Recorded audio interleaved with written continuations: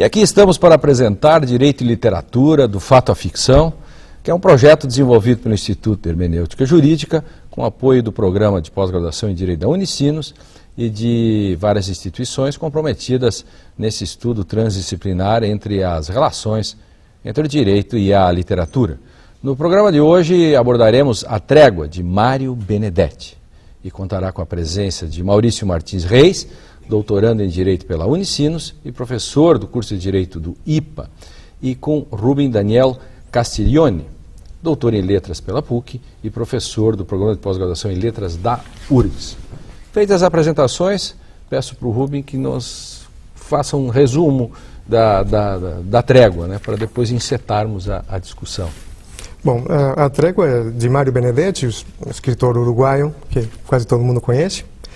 É uma obra escrita e publicada em 1960, que teve 150 edições e 3 milhões de... Ufa! Que maravilha! milhões de livros vendidos, alegria das editoras. Enfim, trata a história de um homem de meia idade que está prestes a se aposentar e que decide escrever um diário de seus últimos dias antes da aposentadoria. Uhum. Acontece uma série de fatos com ele, e o fato mais importante é que uma moça passa a trabalhar, passa a ser sua subordinada, e ele se apaixona por ela. Isto muda a forma como ele vê o mundo. Ele era uma pessoa chata, cinza, circunspecta, e passa a ser alegre, feliz. Tem alguma coisa que muda na sua vida, na sua forma de ver o mundo. Lamentavelmente, a moça morre de gripe. Uma coisa que pareceria inverossímil na obra, mas que é totalmente verossímil. Obviamente, estamos vendo. Nos tempos de hoje, tempos de gripe A, imagina. Enfim, é isso. Então, ele volta a ser o que era antes e agora com as perspectivas cada vez piores, né? Resumo do resumo 6. Pois, Mário Benedetti é um autor a gente conhece alguns autores por chavões, outros por frases, né? Mário Benedetti é conhecido, principalmente no Brasil, pela frase: quando eu achava que eu tinha todas as respostas, me cambiaram as perguntas, não é?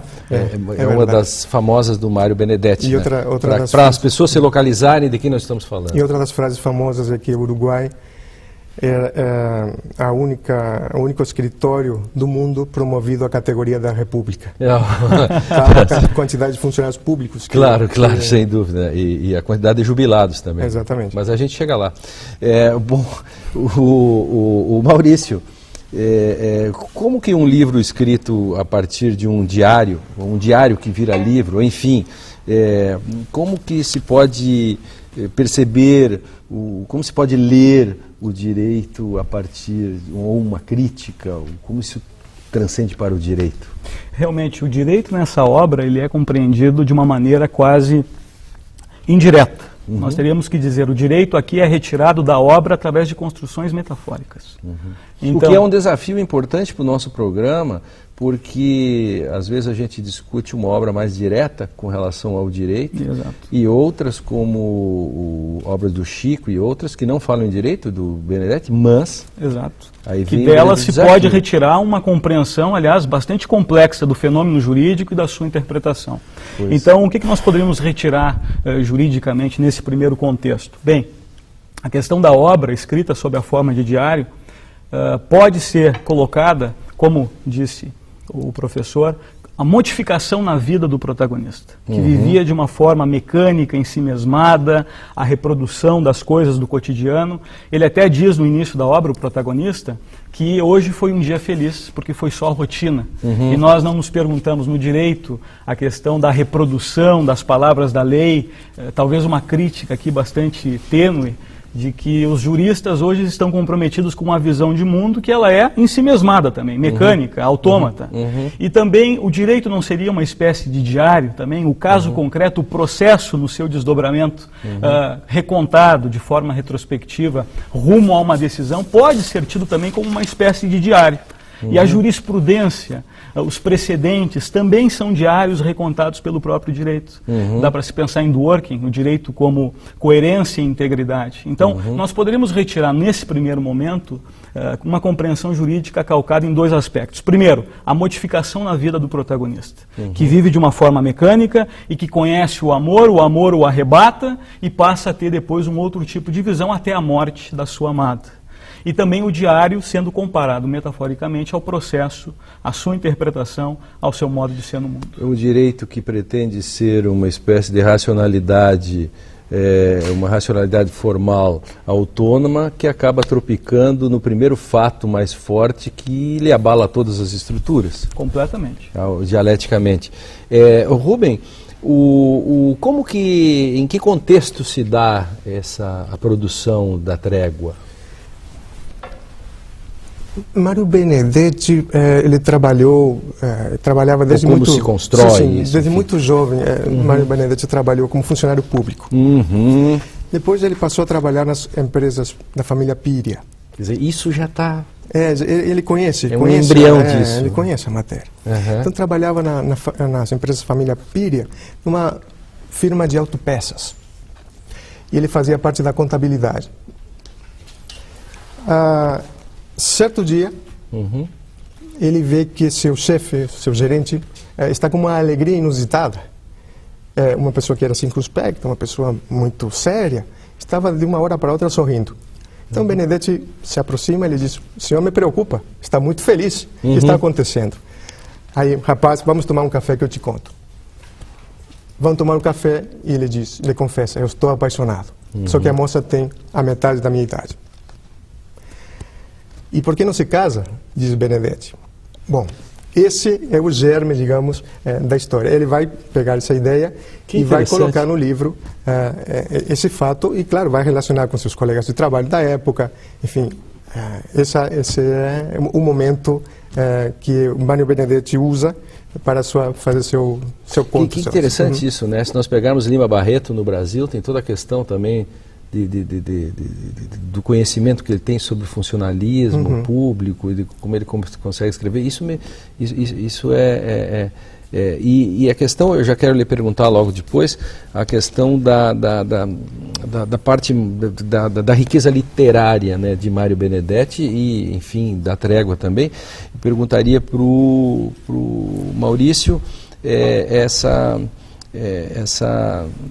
pode-se dizer assim que se o direito, né, nessa cotidianização, nessa rotinização, acaba com uma espécie de reprodução de uma certa paz de cemitério, assim. A gente tem que ter cuidado para não resvalar, porque afinal de contas o direito ele se move entre dois princípios seculares, o da segurança jurídica, que conversávamos antes, e o da justiça.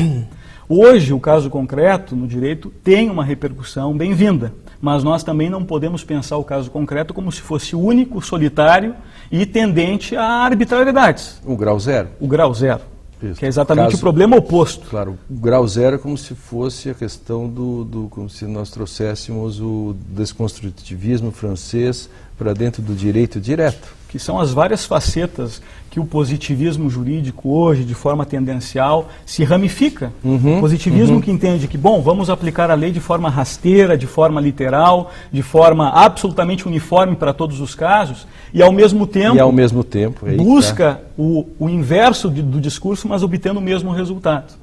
Que é o resultado de que, bom, então a palavra final vai ficar na boca do juiz. Vai ficar na boca do juiz como se ele fosse o único autorizado a retirar dali a sua própria expressão. E aqui a visão do diário é uma visão que não é favorável à compreensão do direito dentro da sua repercussão de contraditório, de ampla defesa, porque no diário nós temos a licenciosidade de escrever o que bem entendemos. E o caso concreto não pode ser isso. Não é? A repercussão do diário bem-vinda para o direito é o reconhecimento de que existe uma cadeia, existe uma interação que deve ser trazida para o fato submetido à análise do Poder Judiciário. Para quem está ligando agora, nós estamos discutindo aqui com o Rubem e com o Maurício, nós estamos discutindo a Trégua de Mário Benedetti. É um livro escrito em forma de diário e estamos debatendo aqui, e o Mário contava, né, a experiência do Mário Benedetti como funcionário público e de como a história passa por a vida de um funcionário público, de como isso surgiu. Muito interessante. Sim. Isso, Mário. Questões sociais, né? Questões sociais. Que apresenta. Temos vários pontos que são abordados, a questão do homossexualismo, a questão de Deus, a questão da mulher, problemas da mulher, enfim, uma série de coisas que ele vai tratando em forma de impressões no seu diário. Estamos pensando, temos que pensar numa sociedade uruguaia que estava no seu ápice e que agora está em decadência. Esse livro acontece nos anos 50. O Uruguai como a Suíça americana. A Suíça da América, exatamente, com as leis mais avançadas em matéria de trabalho, de proteção da criança, proteção da mulher. Um welfare state dentro da América Latina. Exatamente. É o único país que tinha. Mas, nesses momentos, a coisa está se deteriorando. Então, o que Mário Benedetti pretende, eu acredito, nesta obra, é denunciar a resignação dos uruguaios frente a esse deterioro. Né? E isso encaixa com a própria visão que o Maurício dizia sobre a questão do direito. Pode continuar, mas só para registrar essa confluência de leituras da literatura e do direito com relação a esse conformismo, etc. Por favor. Inclusive, ele traz na boca dos personagens que as pessoas deveriam sentir um autoenojamento. Que interessante isso. O que vem também ao encontro do autoenojamento. Exatamente. Quer dizer, isso é forte, isso, né? É forte. Muito forte. Diga, Maurício. E hoje um conformismo institucional, porque na verdade existe um processo bem narrado pelo protagonista. O Benedetti coloca isso de uma maneira bastante rica e poética até, de que, bom, existe um processo de irresignação, de indignação, e nós percebemos que esse processo depois se torna um processo velado de resignação.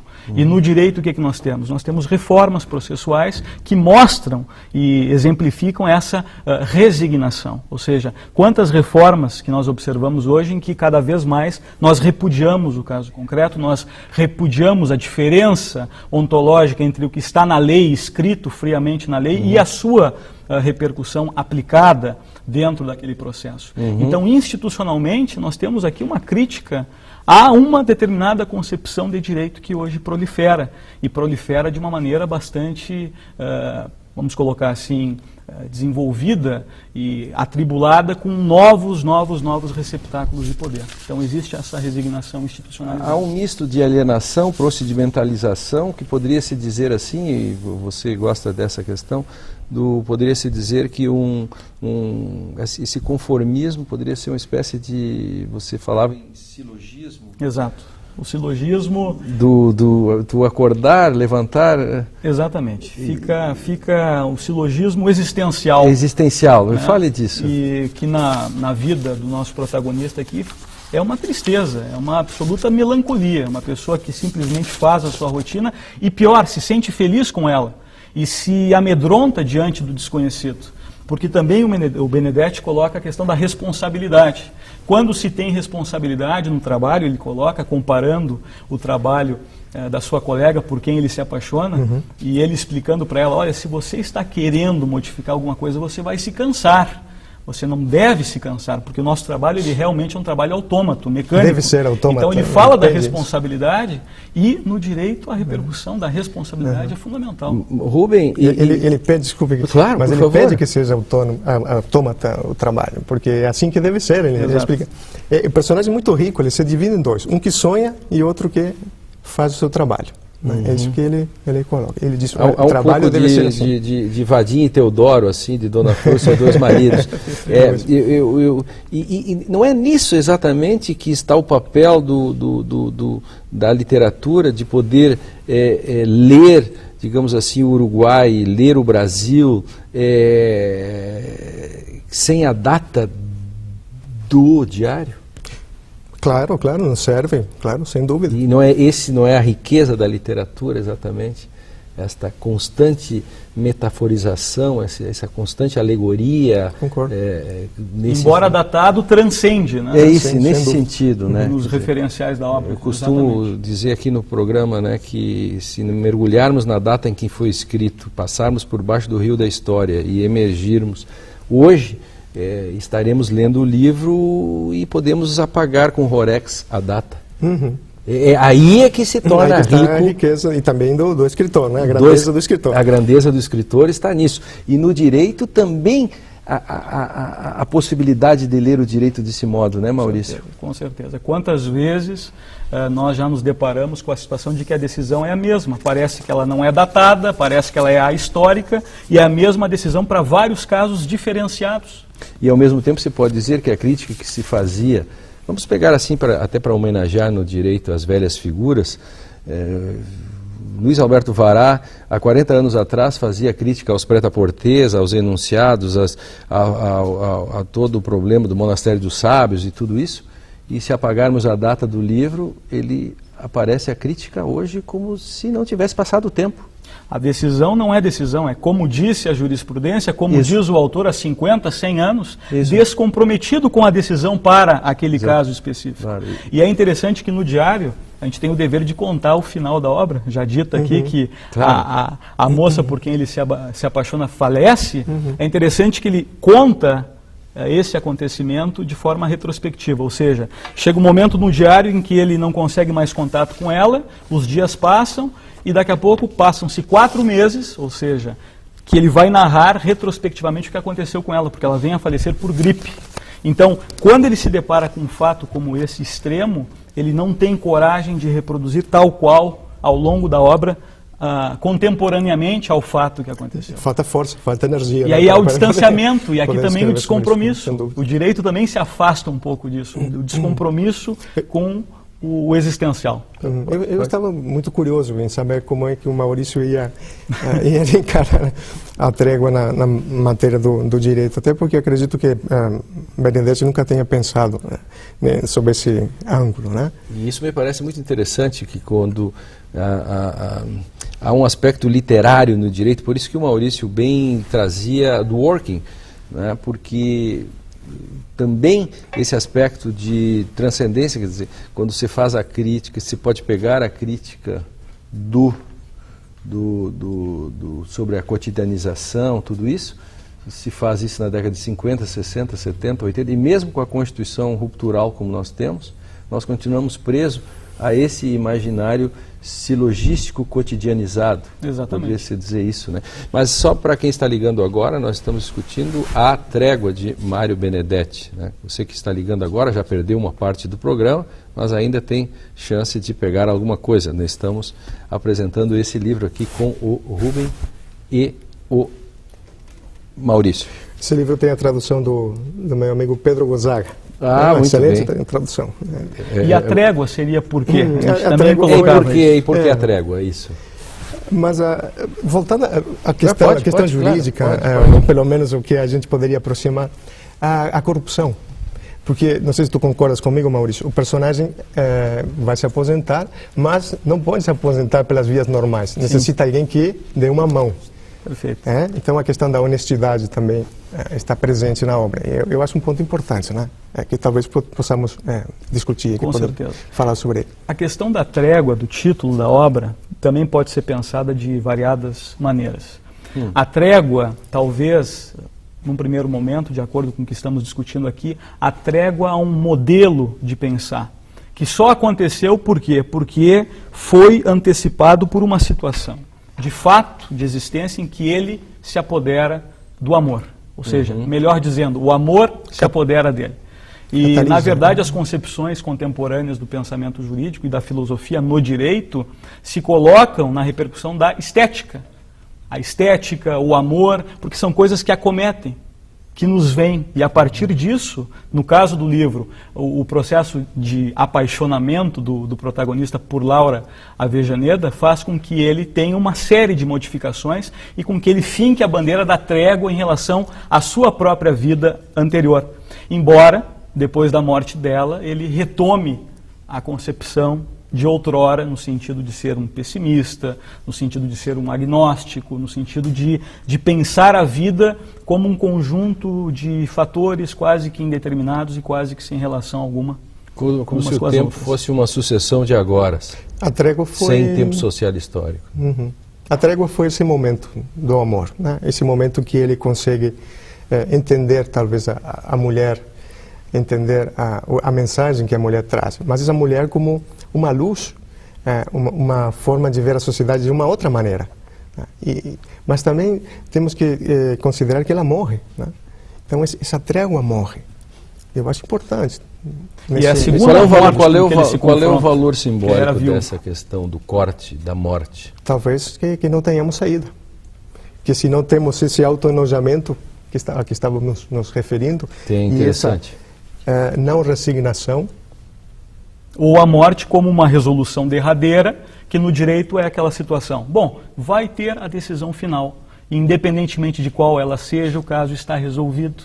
E muitas vezes no direito existe essa compreensão que é procedimentalista, que é fatalista, de que a decisão está resolvida porque ela tem um final, que é a morte do processo. Só que nós estamos aqui também discutindo como esse processo tem que ser resolvido. E é uma maneira muito delicada, muito equilibrada, tem que ser de extrema prudência, porque já havíamos conversado antes, nós não podemos pensar o caso concreto como se fosse único no mundo. Isso é muito perigoso. Isso é muito perigoso. E essa questão da morte, do corte, quer dizer, ou você, ou depois da trégua significa o entregar-se total, porque afinal não tem saída, ou a possibilidade do novo, né? Eu li há pouco tempo vi um filme sobre uma peça francesa, que como vamos contar a Revolução Francesa. Então, a cena 1 aparece o rei fugindo de Paris com a rainha. Alguém diz, para tudo, assim não se conta a Revolução Francesa, fecha as cortinas, começa de novo. Aí vem a cena que é dramática, de arrepiar, uma bacia d'água quente, uma mulher, uma camponesa prestes a dar à luz, e um sujeito pronto para fazer o parto. Eis que chega um nobre que voltava da caça com as botas sujas. E ele usa aquela água, que era para o parto, para lavar as suas botas sujas. Assim se conta a Revolução Francesa. Assim se conta o novo, a possibilidade de ruptura e a possibilidade do novo. Essa questão da morte e do nascimento, da resignação, essas questões, como que isso, de certo modo, acabam sendo dúbias na trégua, né? Não se sabe bem qual é a posição do autor. Eu acho que o autor está denunciando, esses fatos, né? Está denunciando a corrupção. Ninguém morre de honestidade, diz numa parte, né? Está se preocupando com aquela sociedade uruguaia dos anos 50 que está em decadência. Ao mesmo tempo... E as saídas estão se fechando. Pois a possibilidade do nascer o novo sim. Da atividade política de Mário Benedetti também, né? Claro, do seu engajamento, né? Isso aqui social. Não é uma literatura panfletária, claro, mas claro que tem um fundo. Perfeito. Ao mesmo tempo em que ele coloca questões na obra que são questões teóricas e que o protagonista repudia, fala do homossexualismo, fala repudiando, até o momento em que ele se depara que o seu filho ele é homossexual, e aí ele verifica que, sentindo isso na pele, a coisa não é tão dócil, não é tão tranquila, não é tão automática, enquanto experimentada, enquanto vivenciada. Porque uma coisa é o distanciamento teórico, conceitual, o decidir com base em prêt-à-porter, o decidir com base, disse a jurisprudência. Outra coisa é o mundo prático entrando para dentro, ou o modo prático de ser no mundo. Exatamente. Que penetra numa certa, repetindo, né, uma certa pretensão autonômica do direito em termos de razão teórica. Você conhece bem essas distinções entre razão teórica e razão prática. E essa razão prática no direito não pode fazer conspirar uma razão arbitrária. Exatamente por isso que o direito ele fica naquela dialética de prudência entre o caso concreto, no caso a justiça do caso concreto, mas ao mesmo tempo o dever de coerência, de segurança jurídica, porque o direito não deixa de ser um conjunto de casos concretos. Claro, o fato de se criticar um marasmo, a cotidianização, uma certa alienação, não significa que de repente você tenha um modo ativista de sair disso, uma espécie de redenção que se dê a partir da atividade do intérprete, por exemplo. Exatamente. E até que ponto, para o Benedetti, o seu modo de ser, o seu modo de expressar através da literatura, para ele eu não poderia esperar uma outra consequência na obra do que a morte da Avejaneda, de Laura, porque talvez a vida se tornaria ensimesmada de novo. Quando foi lançado em 60, houve uma reunião num bairro nobre de Montevideo de mulheres preocupadas com o final da obra. É mesmo? Então 50, 60 mulheres convidaram o autor para que explicasse por que tinha matado a heroína, porque tinha matado a Laura Avejaneda. E ele tentou convencê-las de que essa história... Mas é fenomenal isso, é fenomenal. As pessoas se reunirem para discutir o final da obra e protestarem para explicação. Porque, mas, de certo modo, as pessoas também reconhecem a força do escritor e a força da literatura. Sem dúvida, sem dúvida. No imaginário social. Com certeza. Nós estamos com pouquíssimo tempo ainda, tenho 45 segundos para cada um para falar por que é importante ler Mário Benedetti. O Rubem primeiro? Porque é um escritor maravilhoso, fantástico, autor de mais de 80 obras, reconhecido em toda a América Latina. Mais de 80 obras. Mais de 80 obras. Muito lido na Espanha, em toda a Latinoamérica. Enfim, um escritor de grande sucesso, que consegue dizer de forma simples coisas que chegam ao coração de todos. E ao mesmo tempo que tem uma técnica literária muito aprimorada, tanto na poesia, nos seus romances, no teatro e nos ensaios. Por que os juristas devem ler Mário Benedetti? É uma homenagem a esse grande autor, falecido, aliás, nesse ano, 2009, porque a sua forma de ser, a sua forma de se expressar com uma fina ironia, também é um livro carregado de ironias, mostra que o direito tem essa compenetração, essa preocupação com a razão prática, com a realidade, com o diário existencial, afinal de contas, de não perder, essa é a construção que a gente pode fazer aqui de forma metafórica, não perder o contato com a realidade. É impossível não se engajar, então. É impossível fazer uma literatura não engajada e, de certo modo, também o direito, inexoravelmente, vai trazer o modo próprio, o modo de ser no mundo. Essa é a mensagem. É possível dizer isso? É possível dizer isso. A partir dessa... E o que me encanta nessas questões é que aquele momento em que nós aqui no programa conseguimos fazer a transcendência que se fazia em termos do que dizia o Rubem e o que dizia o Maurício sobre a obra A Trégua, né, do Mário Benedetti, desse importante autor. Os nossos telespectadores de todo o Brasil também podem ler A Trégua, podem ler são 80 obras, mais de 80 obras do Mário Benedetti, e obras mais engajadas, outras menos, enfim.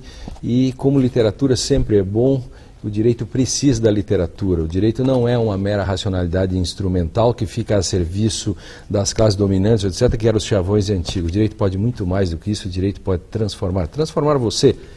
Agradeço a presença dos nossos debatedores, agradeço a presença do Rubem, a presença do Maurício e todos que nos acompanharem em mais esta edição do Direito e Literatura, do Fato à Ficção, projeto do Programa de Pós-Graduação em Direito da Unicinos, projeto do IHJ, apoiado pela Unicinos, site www.ihj.org.br e e-mails para ihj.org.br.